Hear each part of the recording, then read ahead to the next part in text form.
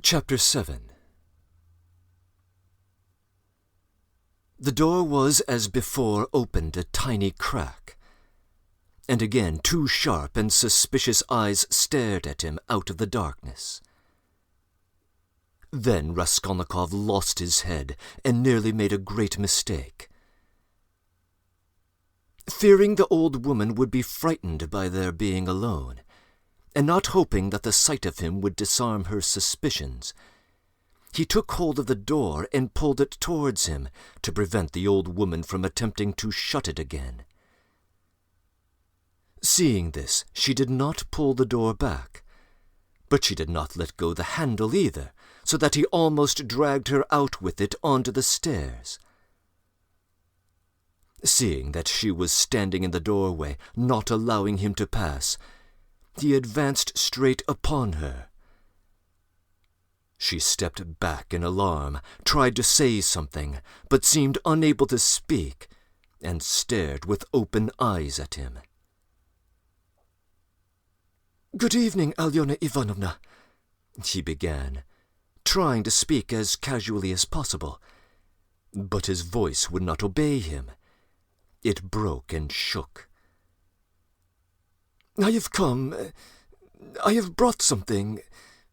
But we'd better go over here, to the light."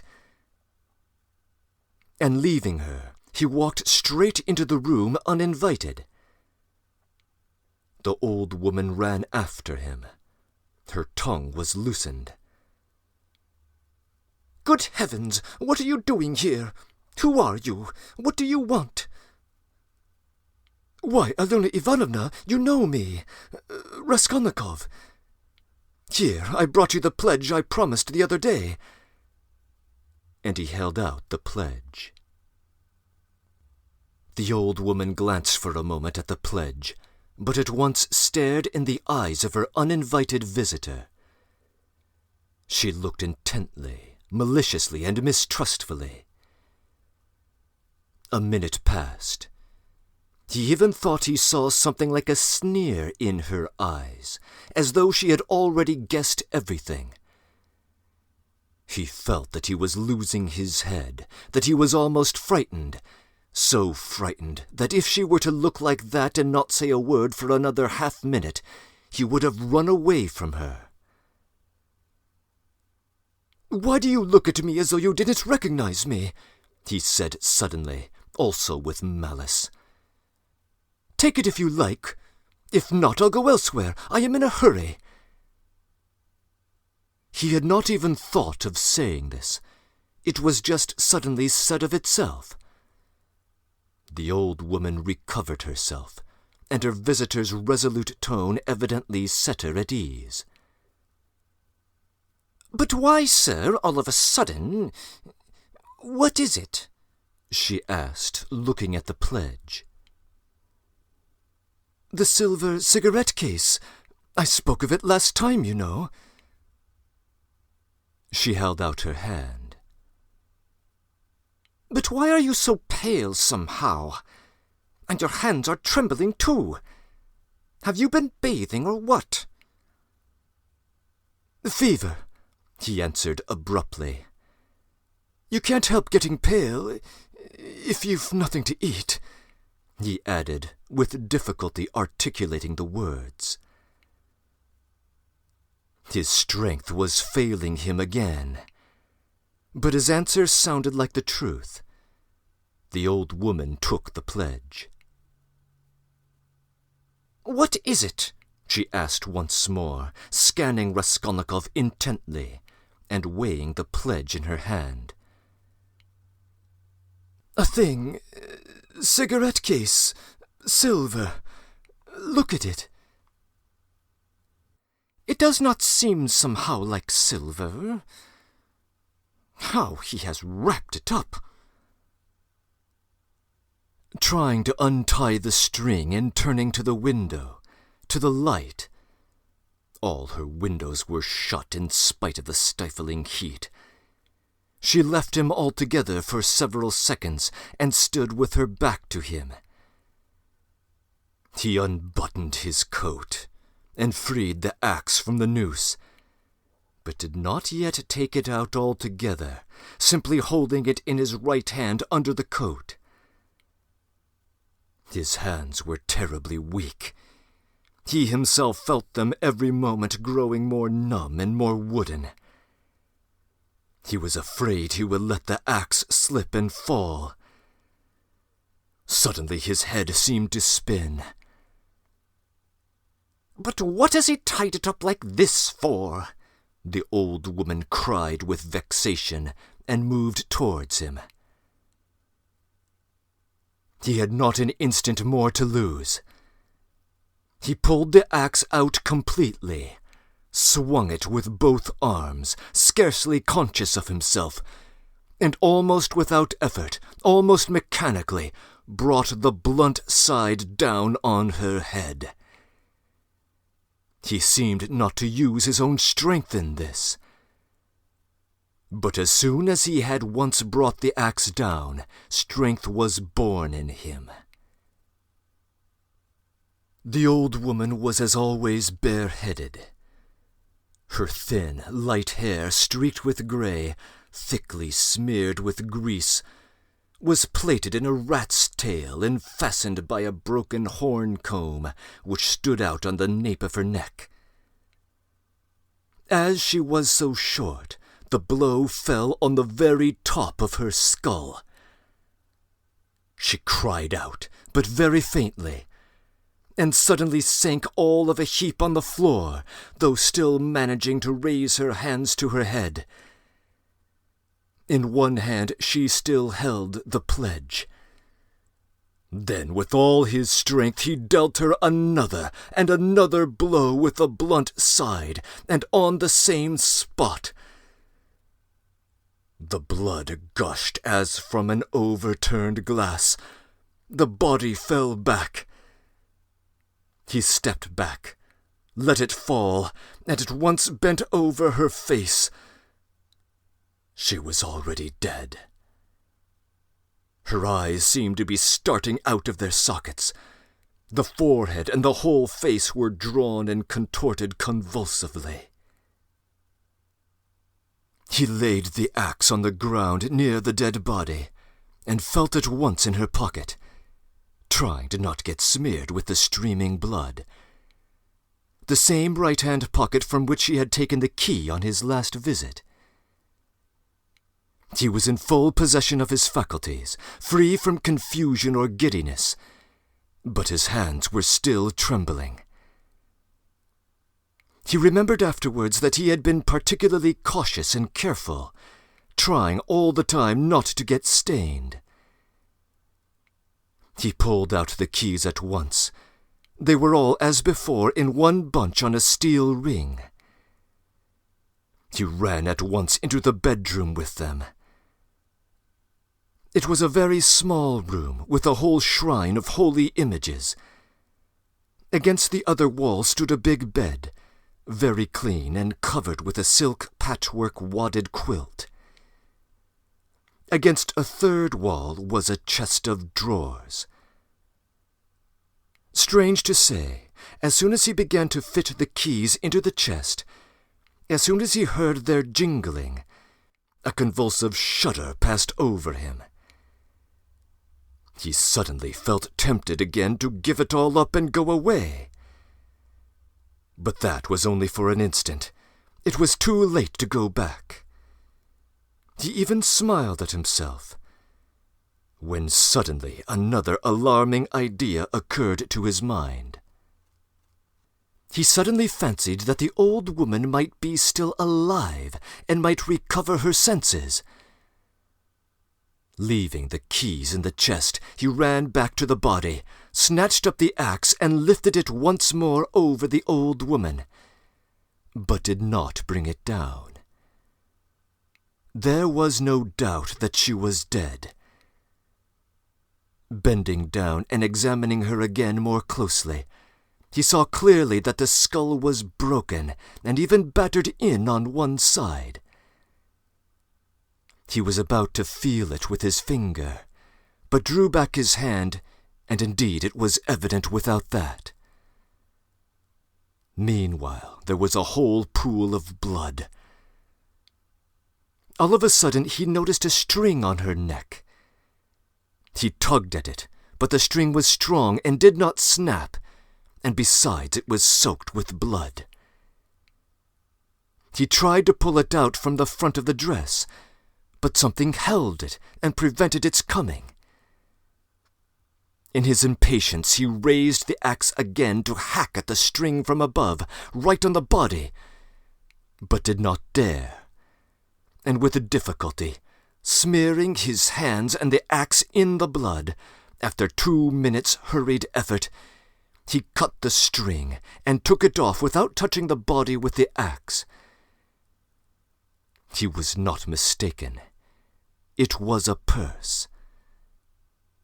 On the string were 2 crosses, one of cypress wood and one of copper, and an enameled icon, and with them a small, greasy suede purse with a steel rim and ring. The purse was stuffed very full.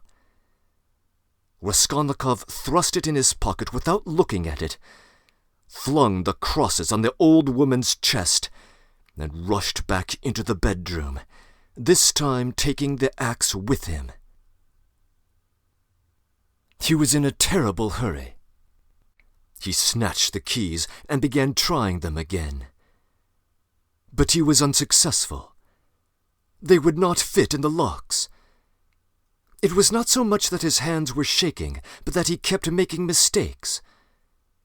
Though he saw, for instance, that a key was not the right one and would not fit, still he tried to put it in. Suddenly he remembered and realized that the big key with the deep notches, which was hanging there with the small keys, could not possibly belong to the chest of drawers. On his last visit this had struck him, but to some strong box, and that everything perhaps was hidden in that box. He abandoned the chest of drawers, and at once felt under the bedstead, knowing that old women usually keep boxes under their beds. And so it was. There was a good-sized box under the bed, at least 1 yard in length, with an arched lid covered with red leather and studded with steel nails. The notched key fit at once and unlocked it. At the top, under a white sheet, was a coat of thick red silk cloth lined with hareskin. Under it was a silk dress, then a shawl, and it seemed as though there was nothing below but clothes. The first thing he did was to wipe his blood-stained hands on the thick red silk. "It's red, and on red blood will be less noticeable," the thought passed through his mind. Then he suddenly came to. "Good God, am I going out of my mind?" he thought with terror. But no sooner did he touch the clothes than a gold watch slipped from under the fur coat. He started turning everything over. And in fact there were various articles made of gold among the clothes. Probably all pledges, unredeemed or waiting to be redeemed. Bracelets, chains, earrings, pins, and such. Some were in cases, others simply wrapped in newspaper, carefully and exactly folded, in double sheets, and tied round with tape. Losing not a moment, he began stuffing the pockets of his trousers and overcoat without examining or opening the parcels and cases. But he didn't get to take many. He suddenly heard steps in the room where the old woman lay. He stopped short and was still as death. But all was quiet, so he must have been imagining things. All of a sudden he distinctly heard a faint cry, as though someone had uttered a low, broken moan. Then again, dead silence for a minute or two. He sat squatting on his heels by the box and waited, holding his breath. Then suddenly jumped up, seized the axe, and ran out of the bedroom. In the middle of the room stood Lizaveta, with a big bundle in her arms. She was gazing in stupefaction at her murdered sister, white as a sheet and seeming not to have the strength to cry out. Seeing him run out of the bedroom, she began faintly quivering all over, like a leaf. A shudder ran down her face. She lifted her hand, opened her mouth, but still did not scream. She began slowly backing away from him into the corner, staring intently, persistently at him, but still uttered no sound, as though she could not get breath to scream. He rushed at her with the axe. Her mouth twitched piteously, as one sees babies' mouths when they begin to be frightened, stare intently at what frightens them, and are on the point of screaming. And this hapless Lizaveta was so simple, and had been so thoroughly scared and browbeaten, that she did not even raise a hand to protect her face, though that was the most necessary and natural action at the moment, for the axe was raised over her face. She only lifted her empty left hand ever so slightly, still far from her face, slowly holding it out before her as though motioning him away. The axe fell with the sharp edge just on the skull, and split at one blow all the top of the head. She collapsed at once. Raskolnikov completely lost control of himself, snatched up her bundle, dropped it again, and ran into the entryway. Fear gained more and more mastery over him, especially after this second, quite unexpected murder. He longed to run away from the place as fast as possible.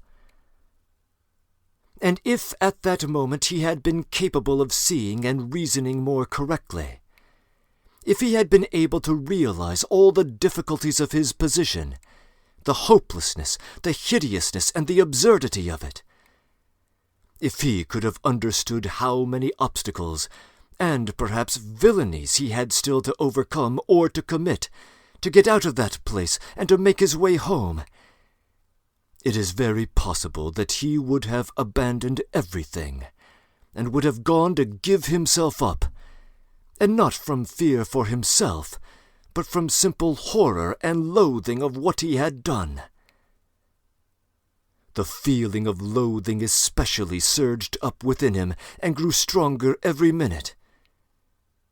Not for anything in the world would he now have gone to the strong box, or even into the room. But a sort of blankness, even dreaminess, had begun by degrees to take possession of him.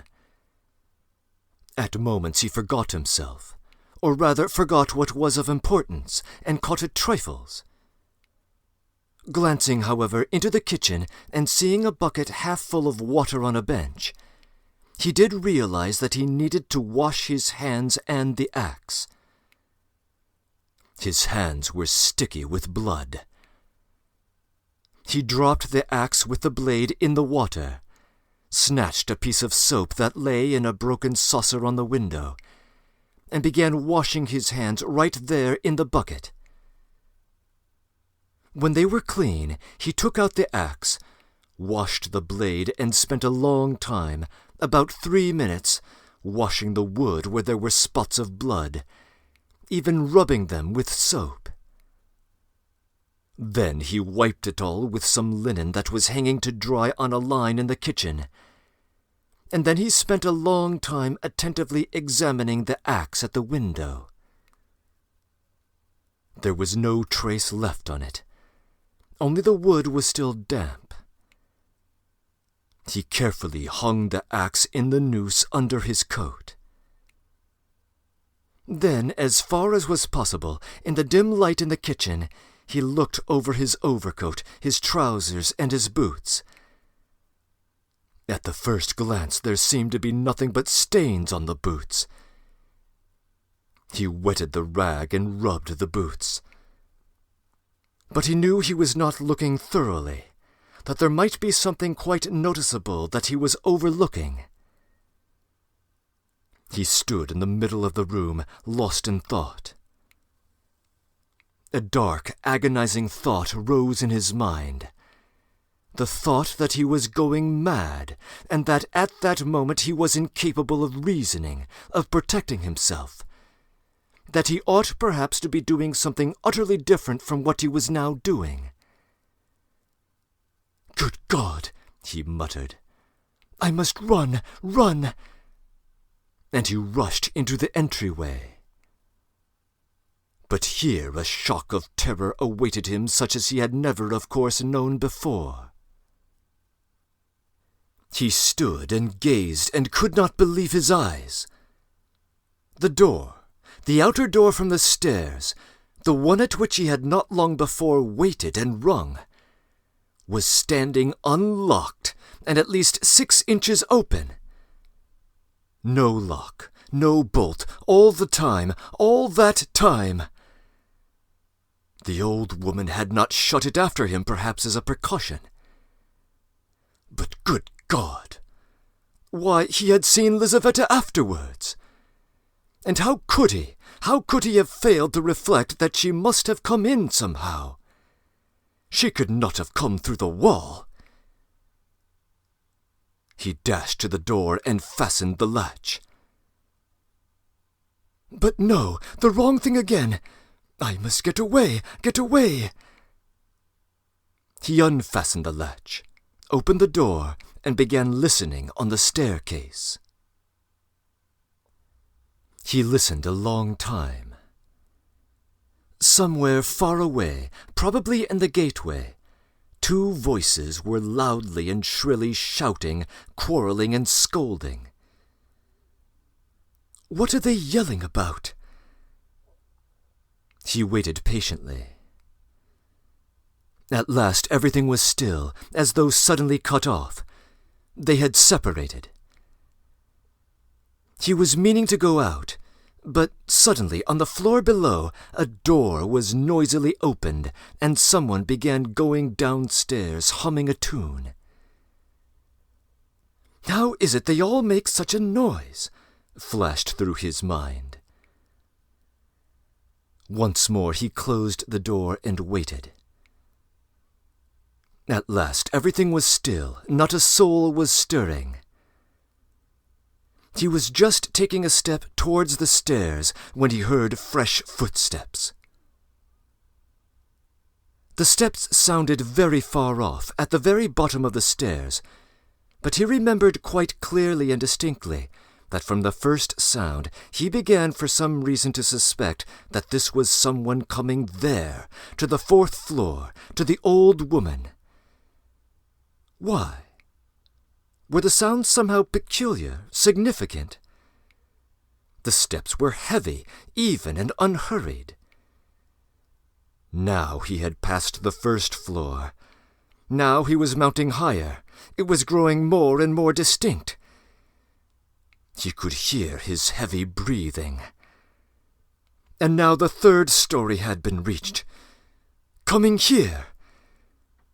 And it seemed to him all at once that he was turned to stone, that it was like a dream in which one is being pursued, nearly caught and will be killed, and is rooted to the spot and cannot even move one's arms. At last, when the unknown was mounting to the 4th floor, he suddenly started, and succeeded in slipping neatly and quickly back into the flat and closing the door behind him. Then he took the hook and softly, noiselessly fixed it in the catch. Instinct helped him. When he had done this, he crouched, holding his breath, by the door. The unknown visitor was by now also at the door. They were now standing opposite one another, as he had just before been standing with the old woman, when the door divided them and he was listening. The visitor panted several times. "He must be a big, fat man," thought Raskolnikov, squeezing the axe in his hand. It seemed like a dream. The visitor took hold of the bell and rang loudly. As soon as the tin bell tinkled, Raskolnikov seemed to be aware of something moving in the room. For some seconds he listened quite seriously. The unknown rang again, waited, and suddenly tugged violently and impatiently at the handle of the door. Raskolnikov gazed in horror at the hook shaking in its fastening, and in blank terror expected every minute that the fastening would be pulled out. It certainly did seem possible, so violently was he shaking it. He was tempted to hold the fastening, but he might be aware of it. Dizziness came over him again. "I shall fall down," flashed through his mind. But the unknown began to speak, and he recovered himself at once. "What's up? Are they asleep or murdered? Damn them!" he bawled in a thick voice. "Hey, Alyona Ivanovna, old witch! Lizaveta Ivanovna, hey, my beauty! Open the door! Damn them, are they asleep or what?" And again, enraged, he tugged with all his might a dozen times at the bell. He must certainly be a man of authority and an intimate acquaintance. At this moment, light, hurried steps were heard not far off, on the stairs. Someone else was approaching. Raskolnikov had not heard them at first. "You don't say there's no one at home?" the newcomer cried in a cheerful, ringing voice, addressing the first visitor, who still went on pulling the bell. "Good evening, cook." From his voice he must be quite young, thought Raskolnikov. "Who the hell can tell? I've almost broken the lock," answered Cook. "But how do you come to know me?" "Why, the day before yesterday I beat you 3 times in a row at billiards at Gambrinus's." "Oh." "So they are not at home? That's strange. It's pretty stupid, though. Where could the old woman have gone? I've come on business." "Yes, and I have business with her, too." "Well, what can we do? Go back, I suppose. And I was hoping to get some money," cried the young man. "We must give up, of course, but what did she fix this time for? The old witch fixed the time for me to come herself. It's out of my way. And where the devil she can have got to, I can't make out. She sits here from year's end to year's end, the old hag. Her legs are bad, and yet here all of a sudden she is out for a walk." "Hadn't we better ask the porter?" "What?" "Where she's gone and when she'll be back." Damn it all. We might ask, but you know she never does go anywhere." And he once more tugged at the door handle. "Damn it all, there's nothing to be done, we must go." "Stay!" cried the young man suddenly. "Do you see how the door shakes if you pull it?" "Well?" "That shows it's not locked, but fastened with the hook. Do you hear how the hook clanks?" "Well?" "Why, don't you see? That proves that one of them is at home. If they were all out, they would have locked the door from the outside with the key, and not with the hook from inside. There, do you hear how the hook is clinking? To fasten the hook on the inside, they must be at home, don't you see? So there they are sitting inside and aren't opening the door." "Well, and so they must be," cried Cook, astonished. "What are they doing in there?" And he began furiously shaking the door. "Stay!" cried the young man again. "Don't pull at it. There must be something wrong. Here you've been ringing and pulling at the door, and still they don't open. So either they've both fainted or—" "What?" "I tell you what, let's go fetch the porter. Let him wake them up." "All right." Both of them went down. "Stop! You stay here while I run down for the porter." "What for?" "Well, you'd better." "All right." "I'm studying law, you see. It's evident there's something wrong here," the young man cried hotly, and he ran downstairs. Coke remained. Once more he softly touched the bell, which gave one tinkle. Then gently, as though reflecting and looking about him, began touching the door handle, pulling it and letting it go to make sure once more that it was only fastened by the hook. Then, puffing and panting, he bent down and began looking at the keyhole. But the key was in the lock on the inside, and so nothing could be seen. Raskolnikov stood keeping tight hold of the axe. He was in a sort of delirium. He was even getting ready to fight when they came in.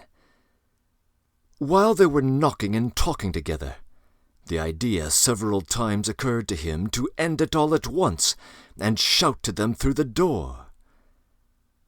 Now and then he was tempted to swear at them, to jeer at them, while they could not open the door. "Just hurry up," was the thought that flashed through his mind. "But what the devil is he about?" Time was passing, 1 minute and another. No one came. Coke began to be restless. "What the hell?" he cried suddenly, and in impatience deserting his sentry duty, he too went down, hurrying and thumping his heavy boots on the stairs. The steps died away. "God, what should I do?" Raskolnikov unfastened the hook, opened the door. There was no sound. Abruptly, without any thought at all, he went out, closing the door as thoroughly as he could, and went downstairs. He had gone down 3 flights, when he suddenly heard a loud voice below. Where could he go? There was nowhere to hide. He was just going back to the flat. "Hey there! Catch the brute!" Somebody dashed out of a flat below, shouting, and rather fell than ran down the stairs, bawling at the top of his voice. "Mitka! Mitka! Mitka! Mitka! Mitka! Damn him!" The shout ended in a shriek. The last sounds came from the yard. All was still. But at the same instant, several men, talking loud and fast, began noisily mounting the stairs. There were 3 or 4 of them. He distinguished the ringing voice of the young man. "Them!" Filled with despair, he went straight to meet them, feeling come what may. If they stopped him, all was lost. If they let him pass, all was lost too. They would remember him. They were approaching. They were only a flight away from him. And suddenly, salvation! A few steps from him on the right there was an empty flat with a door wide open. The flat on the second floor where the painters had been at work, and which, as though for his benefit, they had just left. It was they, no doubt, who had just run down shouting. The floor had only just been painted. In the middle of the room stood a pail in a broken pot with paint and brushes. In one instant he had whisked in at the open door and hidden behind the wall, and just in the nick of time. They had already reached the landing. Then they turned and went on up to the fourth floor, talking loudly. He waited, went out on tiptoe, and ran down the stairs. No one was on the stairs or in the gateway. He passed quickly through the gateway and turned to the left into the street. He knew perfectly well that at that moment they were at the flat, that they were greatly astonished at finding it unlocked, as the door had just been fastened, that by now they were looking at the bodies, that before another minute had passed they would guess and eventually realize that the murderer had just been there and had succeeded in hiding somewhere, slipping by them and escaping. They would guess most likely that he had been in the empty flat while they were going upstairs. And meanwhile he dared not speed up too much, though the next turning was still nearly 100 yards away. Should he slip through some gateway and wait somewhere in an unknown street? No, hopeless. Should he fling away the axe? Should he take a cab? Hopeless, hopeless. At last he reached the turning. He turned down it more dead than alive. Here he was halfway to safety, and here he understood it. It was less risky because there was a great crowd of people, and he was lost in it like a grain of sand. But everything he had suffered had so weakened him that he could scarcely move. Perspiration ran down him in drops. His neck was all wet. "My God, he's been at it!" someone shouted at him when he came out on the canal bank. He was only dimly conscious of himself now, and the farther he went the worse it was. He remembered, however, that when he came out onto the canal bank, he was alarmed at finding few people there and at being more conspicuous, and he had thought of turning back. Though he was almost falling from fatigue, he went a long way round so as to get home from a different direction. He was not fully conscious when he passed through the gateway of his house.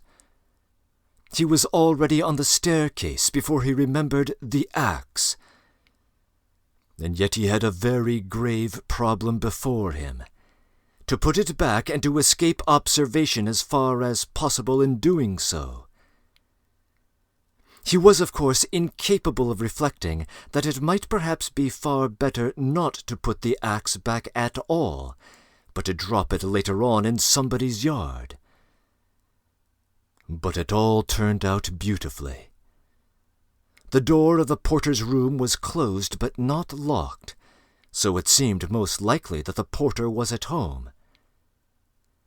But he had lost his powers of reflection so completely that he walked straight to the door and opened it. If the porter had asked him, "What do you want?" he would perhaps have simply handed him the axe. But again the porter was not at home, and he succeeded in putting the axe back under the bench, and even covering it with a chunk of wood just as before. He met no one, not a soul, on the way to his room. The landlady's door was shut. When he was in his room, he flung himself on the sofa just as he was. He did not sleep, but sank into blank forgetfulness. If anyone had come into his room then, he would have jumped up at once and screamed. Scraps and shreds of thoughts were simply swarming in his brain, but he could not catch at one, he could not rest on one, in spite of all his efforts.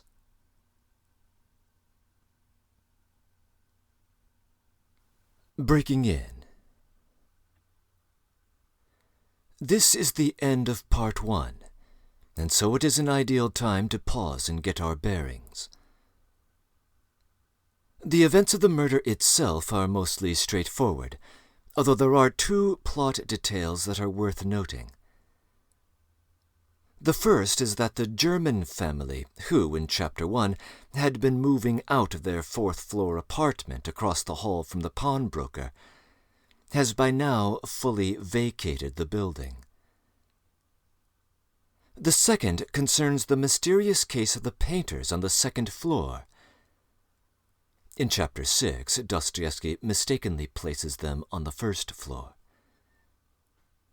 They had not been there 2 days prior, and have apparently set to work just recently. We don't yet know what caused them to leave the building so suddenly and serendipitously. Apparently, one of them is named Mitka, where Mitka is a nickname for Dmitri, and was being chased by the other. These details will play a role in what follows. Raskolnikov is now a murderer, and perhaps that comes as no surprise to those familiar with the premise of the novel. Our attention now shifts to 2 deeper mysteries. Why did he do it in the first place? And what can possibly become of him now? We have at least 2 clear leads regarding the first mystery. One of them material and the other intellectual. We can see hints of each in the glimpses we get of his backstory that predate the events of Chapter 1. We now know that his mother sent him money 4 months ago, and that he was notifying his mother 2 months ago that he had lost his lessons, while at the same time intimating that he had heard rumors of trouble for Dunya in the Svidrigailov household. 6 weeks prior, he pawned his sister's ring, and then immediately thereafter overheard the conversation between the student and the officer about the very pawnbroker he had just visited. The next 6 weeks were dedicated to indolent thinking, wandering, and planning. 2 weeks ago he was conceiving the idea of a noose for the axe in his overcoat. 2 days prior, in Chapter 1, he runs his experiment. And now he is a killer. The material motive concerns the destitution of his family, something of which he has been acutely aware for months.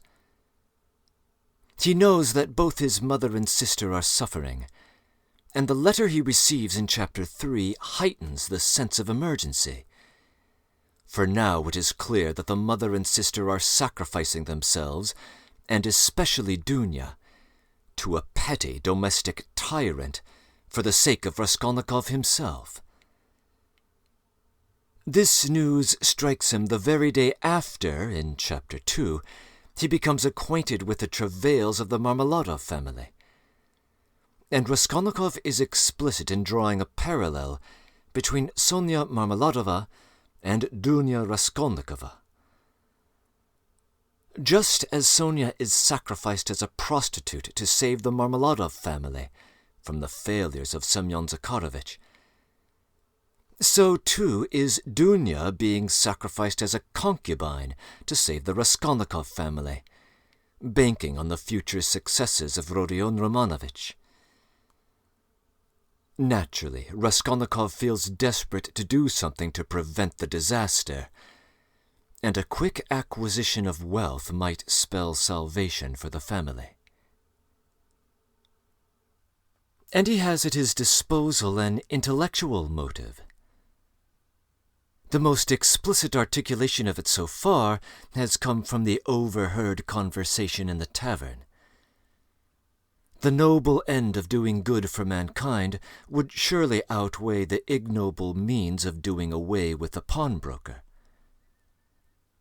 The student in that conversation also introduces another idea, that we must be willing to reshape nature, or else drown in an ocean of prejudice and mediocrity.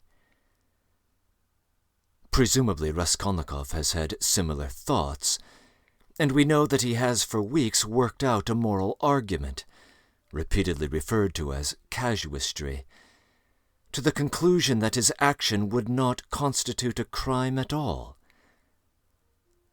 As we might anticipate, these cryptic remarks will receive further detail as we proceed. The utilitarianism latent in this form of reasoning has surfaced several times already, as noted in my prior comments. One further place it appears is in the dream of the suffering horse. In that dream, the peasant Mikolka kills his mare, in part on the grounds that she is his own property and is now eating more than she is worth, and thus is appropriately liquidated. There's a great deal of further content packed into that dream, to which I may return later. But one of its critical revelations is the nature of Rodya the child. In his younger days, Raskolnikov was a sensitive, compassionate, and pious youth. This is the spring from which the young man has emerged, and this spring has clearly not yet dried up. We see him moved to compassion more than once, offering quiet assistance to the Marmeladovs in Chapter 2, and rushing to the defense of the seduced girl in Chapter 4. In each case, though, the compassionate gesture is immediately followed up by sardonic, self-chastising cynicism. Two aspects of Raskolnikov seem to be at war with each other. This fact deepens the second of our two mysteries. What will become of the man? For an insensitive brute of a killer, this might be a shallow question, touching only upon whether he will escape material justice. For a figure like Raskolnikov, who is as yet capable of great moral sensitivity, it is a deep one, concerning the fate of his soul. Our drama is only just beginning. End of comments.